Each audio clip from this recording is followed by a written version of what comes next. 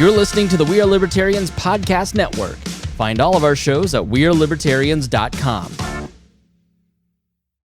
This episode is brought to you by Shopify. Upgrade your business with Shopify, home of the #1 checkout on the planet. Shop Pay boosts conversions up to 50%, meaning fewer carts going abandoned and more sales going cha-ching. So if you're into growing your business, get a commerce platform that's ready to sell wherever your customers are. Visit shopify.com to upgrade your selling today. You're listening to the We Are Libertarians Podcast Network. Find all of our shows at wearelibertarians.com. Welcome to the Chris Spangle Show. Thank you for joining us here on the program. I am so excited to have this conversation today. I love when I can talk to people who are going outside of existing systems that maybe aren't functioning the right way for everybody and have innovated a different path. And today we're talking to Mark Scheeren, who is the chairman of the freedommodel.org, which helps those who are suffering from addiction and gets them right back on the road to recovery. And we have a really interesting conversation planned, I think. When you sent me your pitch and I read your pitch, Mark, it was an immediate yes, because you've got a new book and a program called The Freedom Model for Addictions, Escape the Treatment and Recovery Trap.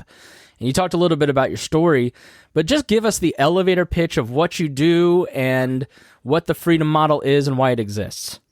Well, in 1988, I was involved in a DUI crash, and I could have killed a couple of people, and I was put into the system. Right? That's sort of a common story in America today. And I had a drinking and drug problem for most of my all of my teen years. And a very serious drug problem. And so I was put into the system. But prior from the accident, this is an important nuance here. Prior to going to treatment, I had a 6-month period between the accident and going to treatment where my life just took off because I quit drinking and drugging. I really had a great experience rebuilding my life on my own. I didn't go to treatment. And then the courts caught up with me from all the charges that were pending, and they put me in treatment for 18 months. And it was a horrible experience. I was taught that I was an alcoholic. I would forever be an alcoholic. I was broken, that I had a chronic progressive brain disease. My brain was hijacked by drugs, all these things that you commonly hear in American and Western culture. Well, I didn't buy it because I had this 6-month period where my life took off and I wasn't drinking and drugging, and I did it by myself. I wasn't in treatment. So my experience didn't match the narrative. And so I had this really bad experience in treatment where they said, you better accept that you have a disease because that's the only way you're going to get well. And I said, that's just not true. I know a lot of people that used to drink and drug and they just moved on with their lives. So the point is, after this entire experience, I got out of treatment after they worked on me for 18 months, and I had a suicide attempt because they convinced me I was broken. So I went into treatment in good shape. I came out of treatment 18 months later, devastated and completely, I basically bought into the model. And at that suicide attempt, I was going to shoot myself. I had a moment of clarity that I was much better before I went to treatment.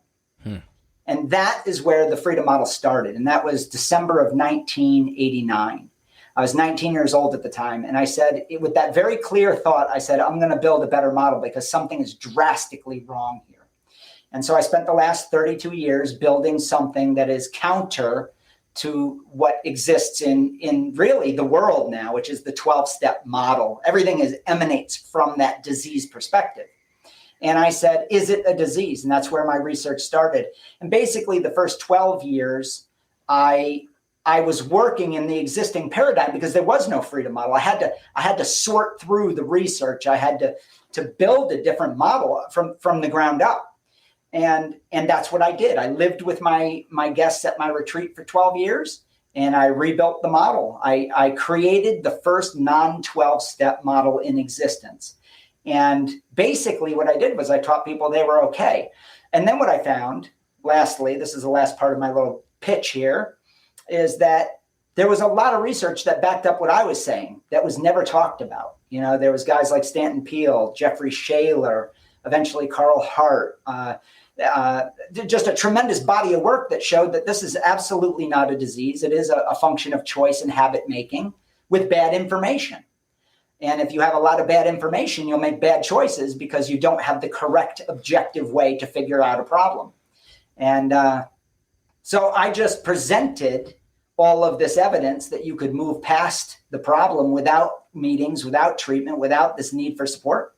And it took off, and we had the highest success rate of any program in the world. And, the rest is sort of history. And then we codified that in this book, The Freedom Model. And of course, the programs that we run.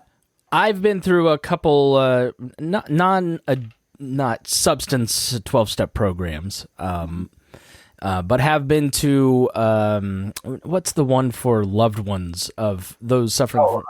Yeah, Al-Anon. Al-Anon, yeah. I've been to a couple Al-Anon meetings and CODA meetings, and to be honest, my experience was kind of sad, right? Because you go and you're talking to people who are kind of their main paradigm is their loved one's sickness, their depression around this stuff. And I know it's a place to excise it, but like if you've been going to this place to get better for 12 years and you're just still kind of in that place, that doesn't seem like healthy to me. So I didn't really keep going back, but I did find it to be like refreshing to vent. But when I hear you kind of say some of that, I'm thinking, who is this guy who just how many people have been helped by these 12-step programs who depend on meetings? I've got friends that go to meetings that just desperately need that time to go and depend on it. It's sort of the old concept of conservatism. If you're out in a field and you see a fence and you don't necessarily like that fence, you should still ask yourself, why does that fence exist? Yeah. Right? So when you look at this and you look at the 12-step program, you go, there needs to be something better. Like, why do you say that? Because so many people have been helped by these programs. Why do you think you found something that's better than something that millions of people have gone through? Yeah, well, just because there's millions of people going through something doesn't mean it works. And maybe those people were getting well in spite of, not because of the very thing that they were teaching. Let me give you an example, just from a common sense perspective of we are what we think, right? We are what we think. That's just a fact of human living. If you teach somebody that they are powerless over alcohol, which is step one of the 12-step model, and you teach them that they have to say that for the rest of their lives, even when they don't drink, is there any commonsensical way that makes sense? It doesn't. Now, what it does do is it makes a person feel as if they're broken and they're in need of a meeting. And so now their perspective is, I need meetings instead of drinking, which is fine if that's what they want to do. But I was asking the crucial question, is it objectively necessary? And then what I found was there's these massive studies that the government has done with over 43,000 people in them over decades of time that prove that 91% of drinkers get over the problem whether they're treated or not, if you factor in age. In other words, we all grow out of addiction. 99% of methamphetamine users get over the problem, whether they're treated or not. 98% of cocaine users, 96% of heroin users. So at this point, you start asking yourself, where did this paradigm come from? And why are we teaching people that they're sick or have a disease when there's no pathology, right? There's no virus, there's no pathogen, there's nothing happening. You can't look under a microscope. And so you start to realize that their argument starts to break down. Now, your question is, as a libertarian, this is a great question. Why does AA exist? That's a historical question where you have to understand it has a social function. And that is, who wants to really deal with a guy like me when I'm drinking and being an ass? Nobody. And so what AA became was a very convenient place to push people in a very seemingly virtuous way to say, hey, there's a place for you. Go to this meeting every night. Go to this rehab, out of sight, out of mind. Now, I don't think it's malicious. I don't. I think it creates a scenario where there's a place where everybody can say, hey, you go there, and I don't want to deal with the problem anymore. This is why parents will spend $100,000 to a rehab. They don't even ask what the success rate is, because the problem when you have somebody like me and my cups living with you, you'll do just about anything to get me out of your mind. If you ever lived with a heavy, problematic drinker, drug taker, it's a nightmare. Yes, it is. Yes. So it provided a large social place, a function in our society to take care of the problem. Nobody was asking if it made sense at the time. Yeah. It sounded good. If people feel ill-equipped or don't have the tools, and they may be totally right on that, in dealing with a loved one or a family member, and they feel, well, this is at least something. Yes, that's exactly correct. Yeah. So what is the freedom model? So if it's not meetings, if it's not, kind of this self-victimization, how do you start to attack the problem? Because, we don't disagree that the problem is very real, that people do have addictions, that this is something to overcome, right? That's right. Yeah, that problem is massive. It's tragic and massive. So we don't disagree on that. The question is how to address it. And so what is the freedom model? It is three things. First, it's sweeping away the mythology of the 12-step paradigm, which is that it's a disease. It's not a disease. It is a habit. It's a confounding, confusing set of ideas, but it is demonstrably not a disease, and you are not powerless over a substance. And so what AA did in the early days as their ethos is they said, the drug has power, you are powerless, and the human does not have power. And that's objectively backwards. A human has power and has a mind and a thinking apparatus, and a substance doesn't. It doesn't contain life. It doesn't have motives. It doesn't have drives, desires. So they switched that. So I have to switch it back to reality and say, no, you are the causal creature in this relationship. You're the one picking up the drink. It does not have power. Alcohol is not, as AA says, cunning, baffling, or powerful, right? So I have to get rid of that idea scientifically. And so probably 3/4 of the book is devoted to undoing mythology of our society and the treatment industry, which is beholden to that model. And then the next part is moving on with your life, right? How do you change your mind, not necessarily your brain, but your thoughts? How do you change your thoughts and ideas about yourself and your self-image? And are you an addict and alcoholic, or are you a human being that had a habit in the past, right? Yeah. And then the last part is about really moving on, which is the next stage, which is what does the next stage of your life look like as you abstain or you moderate your drinking or drugging? What are you going to do for an avocation, career? Are you going to repair relationships? How do you do that? So the nuts and bolts of moving forward in your life and looking at the problem as a past problem, not as a current or potentially dangerous future problem. We have to move away from this idea that alcohol is somehow, or drugs are somehow, conspiring against us. Yeah, I think that's we've got a war on them. I don't know if you've heard, but they're so evil. We've got a war on them. So I don't know what you're talking about. Yeah, right. Yeah, I think that kind of drives with, I've never drank just because of the drinking problems of loved ones. This is a personal issue for me just because I've lived through it. And it from my experience, people who have substance abuse issues, it's never the drinking or the drug that is the problem. It's not the addiction that is the problem. It's the unmet emotional issue that they're using the substances to hide from. Yes. And we all do this. For me, it was, love addiction. If I'm not dating somebody, I'm not worthy, right? For some people, it's gambling. For some people, you're using these as distractions to get at the real root of your emotional issue. Do you find that to be true? Like, how do you address that central issue that somebody is struggling with? Well, what you just described is a very Western attitude towards drinking, where we connect human problems to drinking and drugging. There are many countries and many cultures where they do not do that, where they would hear what you just said and they would go, huh? Why is he talking about drinking? And what is he talking about? So I'll give you an example of a country that's sort of in the middle of that process, where they don't see it quite the way you do. And that's the Italian culture.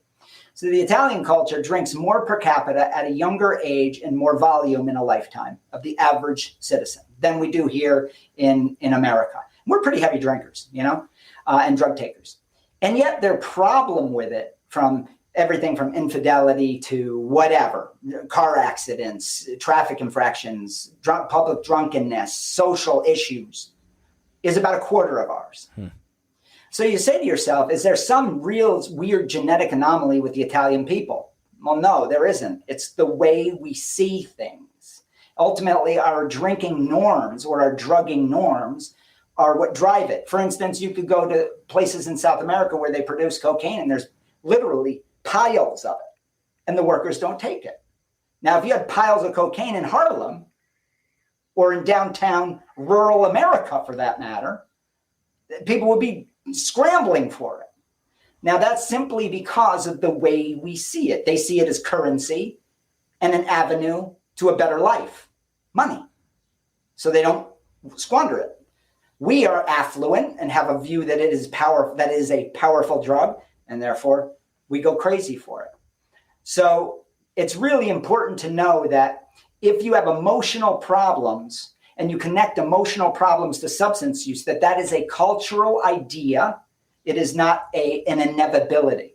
So I have a chapter called Learned Connections where we break that and we show the person who's got a substance use problem, hey, did you know that you can be depressed, be anxious, have a really bad day, and not stick a needle in your arm? Did you know that? Most of my guests will say, no, I didn't know that. I've been told my whole life that I suppress my emotions with my drug. Well, I tell them, keep thinking that and you will. But it doesn't have to be that way because there are many people that live in third world countries in abject hell in a civil war with people dying all around them, and they don't drink and drug. And they certainly have stress in their life. They certainly have anxiety, and yet they don't drink and drug. So I had to look at that as a sociologist and say, boy, there's a lot of different ways that we see this with the same drug, meaning the same molecule in the same genetic, human, and yet completely different behaviors and ways of seeing it. So how do you think we got here? How did we get to that place? A couple of ways. One is we are hyper focused on anything that makes us uncomfortable. And we have a tremendous amount of money. And that money funds the psychiatric or psychological industry, right? I mean, the treatment industry is $45 billion a year, just in America alone, to sort of keep people moving along. We have a war on drugs. If drugs aren't powerful and they don't overtake the population, well, all those budgets go away. If we legalized every drug, there would be no budgets for that, right? So you would literally dry up massive industries. So we have a huge societal need to keep drugs and the folklore around the powers of drugs alive in our culture. And treatment's just the downstream product of that idea that it's powerful and can overtake you and compel you to use. Without that narrative, the whole war on drugs goes away and the treatment industry goes away. And you're talking at that point, hundreds of billions of dollars in budgets. So I think everybody listening understands that first part, but that comfort part that you just talked about is something that I've become keenly aware of over the last 2 years. Can you talk more about that? What is it about Americans that they have a deep need to not be uncomfortable in any way, shape, or form? Well, I think we're shifting into two different places culturally. One is you have people in power and then you have minions. And the populace in general is slowly slipping into a serf society, right? A feudal society, where if you have people that are resilient, free thinking, and know that they have some discomfort in life and they have a certain toughness and independence, well, you're not going to be able to control them. And I think that slowly, with the amount of money and affluence that we have as a culture, it's very easy to live easily. We don't have the problems that a lot of third world has. So as we've gotten generationally softer, the powers that be, I call it the tyranny of experts. There's a great book called The Tyranny of Experts you might want to read. It's fantastic.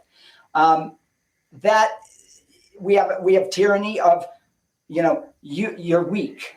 Here's an example. I went to my child's elementary school, and on the wall for a project, they had how these kids did a project on depression, anxiety, and drug use. They're 6-year-olds. And the susceptibility that if they have a bad life or are uncomfortable, that they are now susceptible to drug addiction, suicide, anxiety. At 6 years old, I was playing with Play-Doh and out in the dirt, having fun and trying to kiss a girl. I mean, whatever, So what we're doing is we're educating kids to see things in this framework of fragility and that we are at the mercy of emotions. And so we're creating the very problem that we are now funding to fix. So one feeds the other. And so I think it's a classic control power model that every society that's been free falls into eventually, unfortunately. I don't know where to take it from there, because that's an interesting point, and it's something that I've kind of seen too. Like this notion of everybody's anxious and everybody's depressed and everybody's, you just watch memes on Instagram, and it's just kind of a wallowing in this, like, oh, woe was me. And I've participated in it myself. And then you just sort of get to a point where you're like, I'm choosing to be this way. Yeah. Yes. You know, and I think that general lack of mental health, like the cult of mental health, where we're all trying to be healthy. Friend said to me, like, therapy's really good, and I advocate therapy. It really changed my life for the good. But he said to me, he goes, there comes a time where you are thinking about this too much that it then becomes a spiral. Has that been kind of your experience with some of the treatment, culture and all of that too? Oh, yeah. Yeah. Well, look at it. You talk about the Recovery Society. Maybe that's a good place to touch here too. Yeah. The Recovery Society is our preoccupation with the supposed drugs and their magical powers to alleviate emotional problems. And that's a strong statement that a drug could alleviate your anxiety, your depression, your traumas. Because if drugs actually did that, because we all have trauma, we all have depression, we all have anxiety at some time in our life. If a synthetic drug or a natural drug could actually go into our mind, leave the brain tissue and go into the metaphysical mind, know what you were thinking at the time and modify your thoughts for you, my God, everybody should take heroin. But we intuitively know that it doesn't do that, don't we? Until we're taught over and over and over that you're self-medicating. Now think about that. How is heroin or drinking or cocaine or methamphetamine or whatever a self-medication for emotional problems? Because emotional problems don't sit in your brain tissue. They sit in the metaphysical mind. So how does a physical molecule that has no ability to think for itself, how can it go from your bloodstream, from your brain tissue, and then go into the metaphysical mind and compel you to use more and take care of your problems? Now, I'll tell you why people believe this. First, really good advertising for 100 years, number one, that drugs are a medicine, right? And powerful. And demons on the other side. They're bad, and they're responsible for everything bad, and they're responsible for everything good. But this is a classical critique of DARE. By libertarians. Yeah. You're going in and teaching fifth graders drugs are bad when they're not thinking about drugs at all. That's exactly right. When, this is a crack pipe, and the kid's like, oh, is it? He never would have saw a crack pipe in his life. It was insane what we were doing. Insane. Thank God they stopped it, because they saw that their friends were really bad.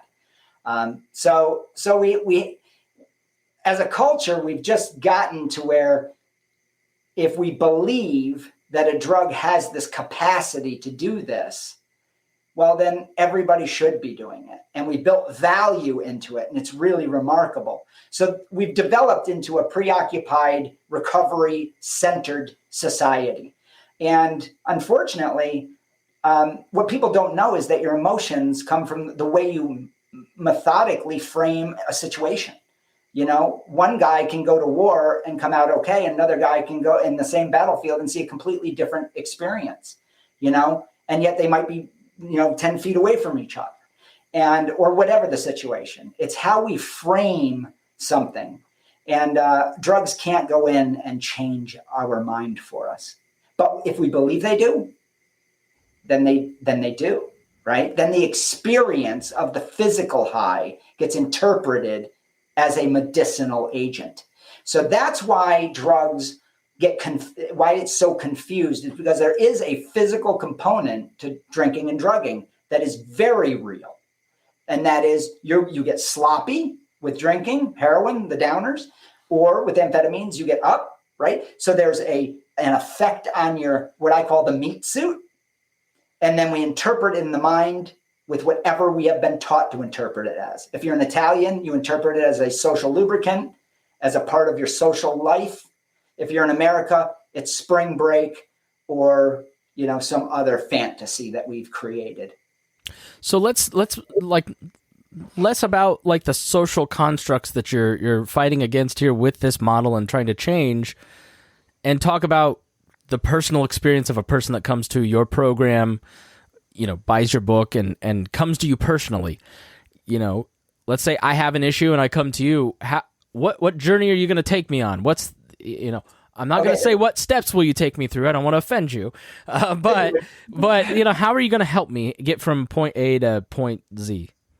Okay, well, it depends on the model that you choose. Let's say if you were part of our membership, which we just launched, that would be a video tutorial. There's 85 videos pre-recorded. You would go in from the comfort of home, and you would have me and Michelle and pre-recorded presentations teach you the entire curriculum at your pace. Lots of people love that. Thousands of people love that. They don't want to go somewhere. It's $39 a month. They're just like, I want all the information. We have the family program. We have all of it. So that's one option. But let's say you need a little hand-holding, like I did, right? I need a person to work with me. I had the original researcher, Jerry Brown. I was the first student of his. Then we have private instruction, so I could teach you from home, just how you and I are doing it right now. We would have a class one-on-one. We don't do anything group. Everything is one-on-one and private. And then if they're at a retreat, it would be one-on-one in this classroom right here, sitting in the classroom. Now, the journey would be this. We would start with a conversation. We would build rapport. I would understand you. I would have to start as an instructor to understand your life. I would tell you about me, just like we have done. Then we would get into the chapters. I'd give you a chapter. I'd give you a bunch of material with video, and you would go to your room and you would watch it, and then you would highlight and da-da-da-da-da. Then we would come down and have a discussion about it. And in that discussion, I'm listening, as any of our certified instructors have been trained to do, and I'm listening, and we go through the workbook. We go through your highlights of the book material. We go through anything, any critiques you have, and we hammer out the content. And in the content, I'm undoing all the mythology. If you say to me, I'm an alcoholic, I would say, well, let's go through chapter 8 through 10. Let's get rid of this idea that you're an alcoholic. There's no such thing. And they go, no such thing. I drink a case of beer a day. And I say, I understand that. You have a preference for heavy use, but you're an individual with a preference. You are not a condition. So that would precipitate a conversation to undo the mythology that you have a condition. This is just an example. Right? Then we would go into chapters 8 through 10 that deal with self-image, breaking down the alcoholic addict identity into an identity of just a human being that likes his grog. Okay? And why? And then what's behind that preference might be a whole bunch of misinformation that I have to pull out of you and show you this isn't scientifically correct. It's objectively wrong. You have a lot of logical errors here. Let me correct them with you over a period of weeks. And at the end of 3 to 4 weeks, you come out and you're like, I know more about addiction or the lack thereof than most people. And plus we're going to also in that journey talk about your future as well. Build a future in whatever capacity you need. Now, I'm going to be extremely unfair to you. And this is a criticism that you've heard before, and that's why I'm saying this to you. All I just heard you say, Mark, is that you're making excuses for bad behavior, that you are giving people permission to drink. That sounds to me like you're just trying to make it okay. What accountability is there to end, are you really getting results with that kind of psychology instead of just being tough on people? Yeah. So first of all, do I give permission to somebody to drink again? That's a real common one when they hear this. They get scared. How could I possibly give permission to anybody to do anything? I'm in no authority. I'm an instructor that is here to serve you with information. So if the information says that you have the capacity to drink moderately, you do. Everybody does. And they say, well, what about the bum out on the street? He doesn't. No. The research shows that he has volition too, and they do stop drinking. Okay. So I'm not telling you should drink. I'm saying that it is possible for you to do so moderately if that's what you actually want. You may not want that. You may want heavy use or you may want to abstain. So My point is, I don't give permission to anybody. What I do is I lay out all the options objectively that are true, and then you choose what's best for you, because how could I possibly know what's best for another human being in their autonomous mind? I couldn't possibly know that. Now, I could push you into abstinence like every treatment program does and try and scare you into it. And we know how that works 5 rehabs later, right? You know what I mean? And 1,000 AA meetings and years lost of your life. That rate of remission is so abysmally low. Doing that is 5%, 5 to 20%. So why are we going to do that? I'm not going to scare somebody. My God, if they crashed their car, lost their wife already, and that hasn't stopped them, I don't think any negative consequence is going to stop somebody. So then we have to work on positive motivation and clearing up the logical errors, then couple it with positive motivation. And people change. If they're given the truth, they change because it's their decision, and I let it be their decision. Yeah, I love everything you just said. It makes total sense to me because I think a lot of us operate, those of us who've never struggled with it or never been through a treatment program or whatever, you're operating from what you've seen in the movies. You know, or maybe what you've kind of heard from a single conversation from a family member or friend, right? You've never lived that experience that maybe you've lived as both an addict and then an instructor. And, you know, so we have this idea, I think, that like addicts are just these wild, out of control people, you know, whether they're your suburban neighbor, and because we just sort of see those highlights of that person's life where they're in that out of control mode. Yeah.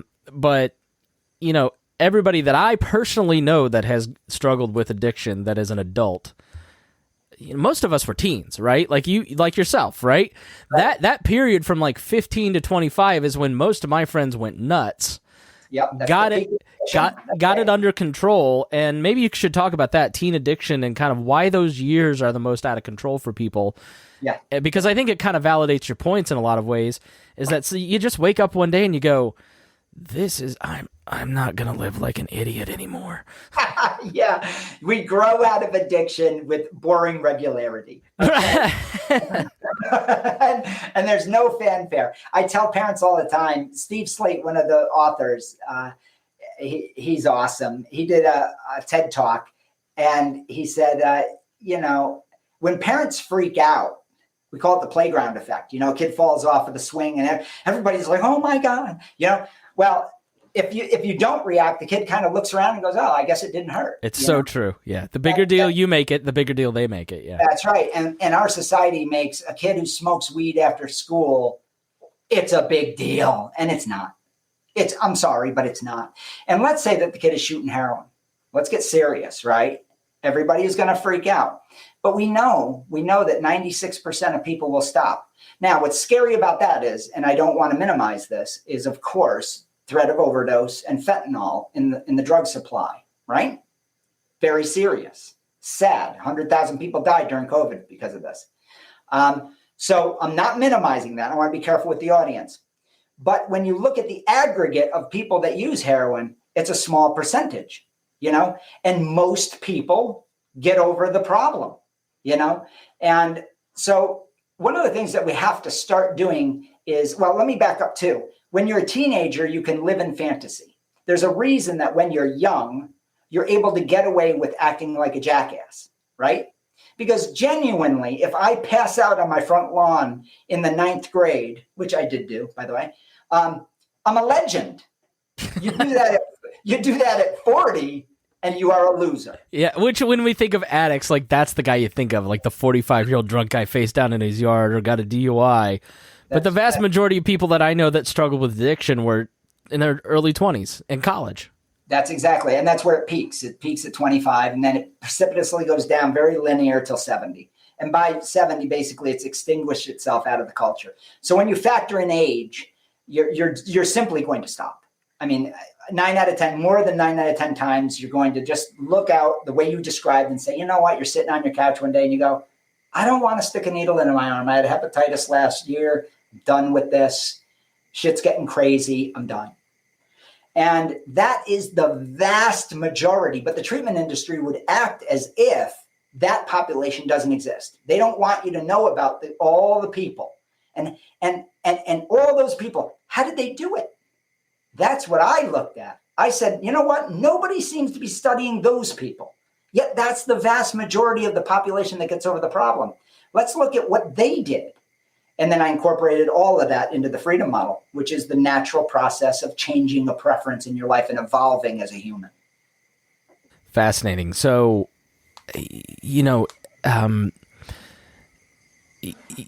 people often kind of struggle with like thoughts and ideas when they're addicts. They say, I hate getting high, I hate getting drunk, but they continue to do it. And that's one of the mystifying things when you're kind of outside of that circle. You're like, well, if you hate it, why don't you just stop? Which feeds the idea that it's a disease, that it's compulsory. Yes. So like, what do you say to those people? How does the model address that? I'm so glad you brought this up. I'm so glad. So a guy crashes his car. His wife's totally pissed off, right? Kids are embarrassed at school. Dad's in the front page of the newspaper. He gets home after they bail him out of jail. I know a little about this. and then he sits there and he goes, I hate this. I hate this so much. I don't know why I do it. Now, let me tell you something, and I want everyone in the audience to hear this. He or she absolutely knows why he does it, because he likes it. Okay? Now, he or she is not going to say that right to society that is judging, maybe justifiably so, the chaos that has become the collateral damage of use. You've just nailed what it's like for the adult children of alcoholics, because they're full of it. They're telling you the opposite of what you're just saying this for my benefit. Why are you lying to me? That's really insightful. The frustrating part about it is, I know you love it. And to quit, otherwise you wouldn't stop. You would stop doing it. That's the hard part about it, is that, like, I'm so glad you called the BS out, because that's exactly what it is. Yeah, because I used to do it. And we have, culturally in research circles, what we call the license to misbehave in Western culture, which is I drink or drug, and therefore I'm given it's not literally a paper license, but it may as well be. Like, here's your card tonight. You can cheat on your wife and get away with it because you're drunk, right? Right. So it's the license to misbehave, or lowered inhibitions. We have a chapter on that goes into the research behind all this really wild behavior and ideas that our culture lets you get away with. But when you run out of the license, eventually the license card gets a little weak, right? And because just the chaos is piling down. That's when you pull out the other card, which is, I don't know what's wrong with me. I think I have a disease. Now the rehabs start. And then the family programs start. And they start telling the family, yes, he's diseased. We have to lower the stigma. He or she can't stop themselves from this. They have chronic relapsing brain disease, right? Their brain chemistry is altered and hijacked. And we have an entire appendice that disproves the brain disease theory. All of this is a way of shoveling people, groups of people, into a box that they're an addict and they need treatment, and then they just are regurgitated through a system that is highly ineffective. And actually it's damaging, because it's stopping them from addressing the reality that they like it, and that we have to see if what they're getting out of that experience is real and valid or not. And that's another whole topic in and of itself.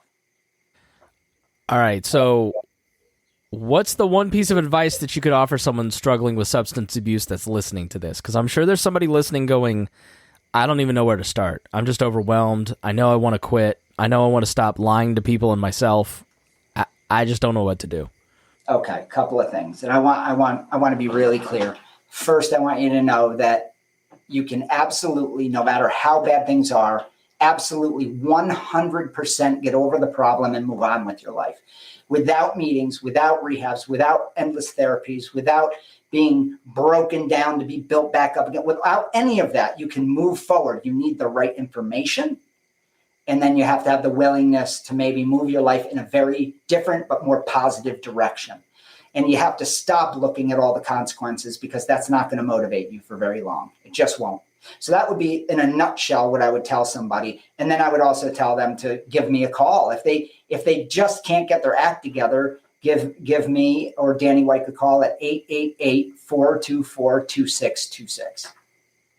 Now, what about the people who are struggling, they're living with somebody that's going through this, a parent, a loved one, like, what would you say to them? How can they get their family help? That's one of the most difficult things is you've got that out of control family member. How do you try to get them on board with making some changes? Well, the first thing I would say is call us at that number again. And I imagine you'll post it somewhere on the podcast, but sure. I'll put it in the show notes. Okay. And then if you don't want to call, I would say join just for a month. Join the Freedom Model International membership. You can get that at online.thefreedommodel.org. And go into the family program. We have an entire 12 video tutorial on how the family can break free from the fear, the worry, the guilt, the pain, and how to independently maybe build barriers or boundaries and figure out what it is that you want for your loved one and for yourselves. And that is a huge conversation that's beyond the scope of what we're talking about now. I bet this costs like hundreds of dollars. All this stuff that you're talking about, I bet it's like thousands. These treatment programs are so expensive. Like, what are you like? How are you going to help me? What does it cost? Where do I get started? Well, first of all, you can have the book for free. The entire curriculum and how to move past this can be had for free by going on to thefreedommodel.org, and use promo code FREEDOM100, the numeral 100. So FREEDOM100 coupon code, and you can download the entire Freedom Model curriculum for free. That's number one. Second thing is, if you need more help than that, you learn by video, join the membership for a month. It's $39. That's at Freedom Model International membership. And then if you need more than that, then we do private instruction. That's $4,800, $4,800. And we teach you the entire curriculum together, one-on-one from the comfort of home. And then lastly, for about $20,000, you could come to my retreat for 4 weeks, and I or Michelle will teach you directly one-on-one. It's an all-day thing for 4 weeks, and learn. I mean, you get it for free. So, yeah, I made sure that nobody ever had an excuse not to know the truth. I love that. Yeah, and your website, just looking at it, it's got videos. You've got a podcast. Can you talk about your podcast? Yeah, it's now highly ranked. I saw that yesterday. We're ranked like 3 now. I didn't even know that. I looked yesterday. So look, I wanted people to be able to now we have it as a video like this, which is pretty cool. But I wanted people just to have a conversation with us. And so me and Michelle present a concept, and then we get a ton of messaging and feedback. We also do Facebook Lives twice a month. We have, I think, 90 or more videos on our YouTube channel. All of this is free. So we do more free information than any other program in the world. That's awesome. Yeah. So check out the Addiction Solution podcast. They got a blog, the Freedom Model Video Vault, social media, all that good stuff is at thefreedommodel.org. Thanks so much for your time, Mark. Like, give us just like the closing thoughts that you want to share with people. Okay. There's 3 things that you were born with that makes you a very resilient, amazing, miraculous person. And that is, you have autonomy, meaning you are your own person and nobody can read your mind, and you can think whatever you want. You're completely independent, and that's freedom. You're free within the mind. The next thing is that we have what's called the positive drive principle. You are motivated by the pursuit of happiness at all times. That's a whole different discussion. But the good news is that's inherent to every human being. And lastly, you have free will. So you're a chooser. And look at humans make space shuttles. We're not an animal, right? Animals can't do that. We do amazing things. So this idea that you can't get over a drug problem is not true. And lastly, you don't have a chronic, progressive, incurable disease. That's a lie. It's a simple logical error. And if you want to know more, read the book or, come to our retreat or whatever. Mark Scheeren, chairman of the Freedom Model. Thefreedommodel.org is their website. Go check out their stuff, read their books, get their tapes, get the podcast, all that good stuff. Really, really love the conversation. It was really thoughtful and insightful, and love to have you back to talk about some of this stuff in the future, And so please feel free to reach out, and hopefully our audience reaches out to you. And I just really appreciate your time. It was great. Yeah, well, thanks for having me. It's exciting to be able to talk about it. Great. Thank you. We'll talk to you soon. All right.